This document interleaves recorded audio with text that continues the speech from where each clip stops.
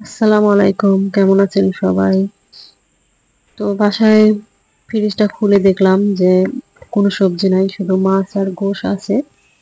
তো ভাবলাম যে কি করব। পরে মনে পড়লো যে আমার বারান্দায় তো পুঁই শাক আছে, তাহলে শাকগুলো তুলে রান্না করে ফেলি। তো শাকগুলো এই যে দেখতে পাচ্ছেন কত সুন্দর হয়েছিল। তো শাকগুলো তুলে আজকে আমি মসুরের ডাল দিয়ে রান্না করব। সবজি আসলেই ছিল না বাসায়, মাছ আর গোশ ছিল। তো ভাবলাম যে সবজিগুলো তুলে ফেলি, অনেকদিন হলো বড় হয়ে আছে। তো এই যে আমি সবজিগুলো কাটার জন্য চলে আসলাম। এখানে আমি একটা কেচি দিয়ে আস্তে আস্তে সবজিগুলো কাটবো, কারণ এগুলো আমার ব্যালকনির যে গ্রিল আছে গ্রিলের বাইরে। আসলে এগুলো গ্রিলের বাইরে ছিল, এই জন্যে আমাকে সাবধানে কাটতে হতো, না হলে গাছগুলো অবশ্য পড়ে যাওয়ার সম্ভাবনা ছিল বাইরের দিকে। তো যাই হোক, এই যে আমি আস্তে আস্তে গাছগুলো এইভাবে কেটে নিয়েছি।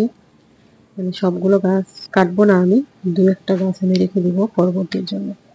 তো এখানে হচ্ছে কয়টা গাছ ছিল, প্রায় 4টা গাছ ছিল। গাছগুলো আমি যখন বড় হয়েছে তখন লতাগুলো আস্তে আস্তে এই গ্রিলের সাথে আমি ঘুরিয়ে ঘুরিয়ে দিয়ে বড় করেছি। তো আমি গাছগুলো থেকে এই যে এইভাবে লতাগুলো কেটে নিব।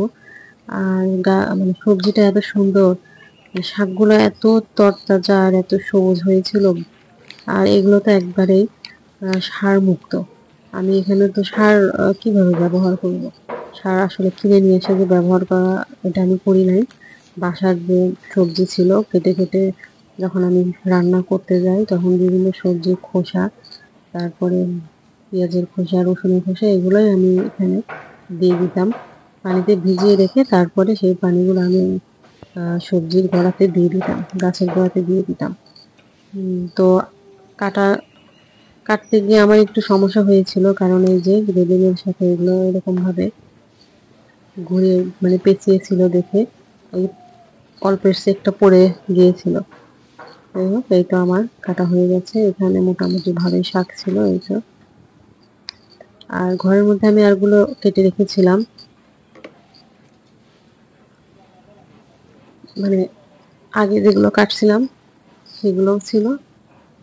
আর এগুলো কেটে নিয়ে একসাথে মিক্স করে আমি এটাকে রান্না করব, চেষ্টা করব রান্নাটা ভালো করে করার। এই যে মানে ওইখানে রাখলে যদি নোংরা হয়, এই জন্য আমি এখানে নিয়ে আসছিলাম, ঘরের মধ্যে রেখে দিয়েছিলাম।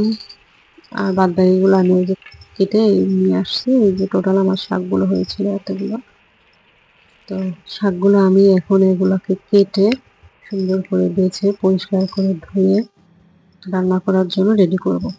তো এই যে রান্না করার জন্য রেডি করে নিয়ে আসছি, সুন্দর করে পরিষ্কার করে ধুয়ে নিয়েছি।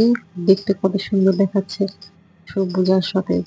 আসলে শাকগুলোতে কোনো সার নাই, খেতে অবশ্যই মজা হবে। তো আমি এখন রান্না করতে যাব। এখানে আমি ডালটা আগে ধুয়ে পরিষ্কার করে একটু ভিজিয়ে রেখেছিলাম। এই যে মসুরের ডাল, আপনাদের পছন্দ অনুযায়ী আপনারা আরো ডাল এখানে ব্যবহার করতে পারেন, তবে আমার মসুরের ডাল দিয়ে শাকটা ভালো লাগে আমার কাছে। এখন আমি এটাকে রান্না করতে নিয়ে আসলাম। কড়াইতে দিয়ে দিব পরিমাণ মতো পেঁয়াজ কুচি, তারপরে হচ্ছে রসুন আমি থেতো করে নিয়েছি। এই যে অনেকেই কেটে দেয়, আপনারা আপনাদের মতো করে দিবেন। তারপর হচ্ছে কাঁচামরিচ কুচি দিয়ে দিব, দিয়ে সরিষার তেল দিয়ে আমি এটাকে রান্না করবো। আর আমি সরিষার তেলই বেশি ইউজ করি। আপনারা সরিষার তেল খাওয়া খুবই উপকার, তবে যদি আপনারা বাসায় নিজেদের ঘানিতে ভেঙে নিয়ে আসতে পারেন তাহলে আরো বেশি ভালো হয়। তো এটাকে আমি ভাজবো, হালকা বাদামি কালার হয়ে আসে, এর মধ্যে আমি আস্তে আস্তে সব ধরনের উপকরণগুলো আমি মিশাবো সেগুলো এর মধ্যে দিয়ে দিব। এখানে আমি দিয়ে দিব 1 চামচ পেঁয়াজ বাটা, আদা বাটা, আর হাফ চামচ হচ্ছে জিরা বাটা। এগুলো দিয়ে আমি এগুলোকে তেলের মধ্যে কষিয়ে নেব। আপনারাও অবশ্যই তেলের মধ্যে কষাবেন, আর এই সময়ে চুলার আঁচটা অবশ্যই মিডিয়াম টু লোতে রাখবেন, না হলে মশলাগুলো পুড়ে যাবে। আমি সবসময় চেষ্টা করি এভাবে রান্না করার জন্য, আপনারাও এভাবে রান্না করার চেষ্টা করবেন। তো এর মধ্যে এখন আমি দিয়ে দিব মরিচের লবণ, মরিচের গুঁড়ো, হলুদ গুঁড়ো এবং ধনিয়া গুঁড়ো। আপনারা আপনাদের পরিমাণ অনুযায়ী দিবেন। এখানে আমার স্বাদের পরিমাণটা একটু কম, এর জন্য সবকিছুর পরিমাণটা একটু কমই আছে। সবজির পরিমাণ বেশি হলে এগুলোর পরিমাণটাও বাড়িয়ে দিবেন। তো আমার আম্মা সবসময় এভাবেই রান্না করে, আমি দেখে আসছি। সে কখনোই মশলা কষানোর সময় পানি দেয় না। তেলের মধ্যে এরকম হালকা চুলার আঁচটা হালকা দিয়ে এরকমভাবে মশলাটা কষিয়ে নেয়। এর মধ্যে আমি ডালটা দিয়ে দিব। তবে ডালটা হচ্ছে আমি বেশি তেলের মধ্যে নাড়বো না, এর মধ্যেই আমি শাকটা দিয়ে দিব। কারণ তেলের মধ্যে ডালটা যত নাড়বেন, ডালটা হচ্ছে পরবর্তীতে সিদ্ধ হতে দেরি হয়। আর শাকটা যেহেতু তাড়াতাড়ি সিদ্ধ হয়ে যাবে, সেই জন্য আমি ডালটা তেলের মধ্যে বেশি নাড়াচাড়া করব না, আমি সাথে সাথে শাকটা দিয়ে দিব। পুরো শাকটা দিয়ে আমি এটাকে সুন্দর করে ঘুরিয়ে ঘুরিয়ে নেড়ে দিব। তবে অবশ্যই চেষ্টা করবেন আস্তে আস্তে কাজটা করার জন্য। আর আস্তে আস্তে যখন নাড়া দিবেন, কারণ এটা পড়ে যাওয়ার সম্ভাবনা থাকে। কারণ কড়াই ভরে গেলে সবজি নাড়তে অনেক কষ্ট হয়। আমি অনেক চেষ্টা করেছি আস্তে আস্তে নাড়া দিতে, যেন পড়ে না যায়। যাই হোক, আমি এইভাবে একটু দিয়ে ঢাকনা দিয়ে ঢেকে দিব। শাকটা একটু নেতিয়ে গেলে তারপরে আমি আবার এটাকে সুন্দর করে ঘুরিয়ে ঘুরিয়ে নেড়ে নেব। আপনারা অবশ্যই সাবধানে কাজটা করবেন। আর এই শাকটা রান্না আমার কাছে খুবই ভালো লাগে। এখানে অনেকেই আলু ব্যবহার করে, কিন্তু আমার আলুটা অতটা পছন্দ না, আলু না দেওয়াই ভালো। তো শাকটা অবশ্যই চেষ্টা করবেন শাকটা যেন সবুজ থাকা অবস্থায় চুলা থেকে নামানো।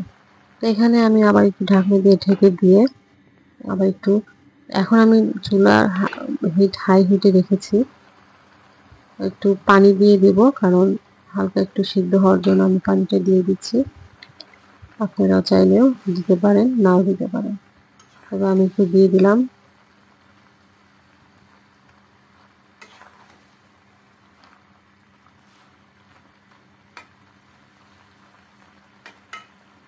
শাকটা রান্না মোটামুটি হয়ে আসতেছে।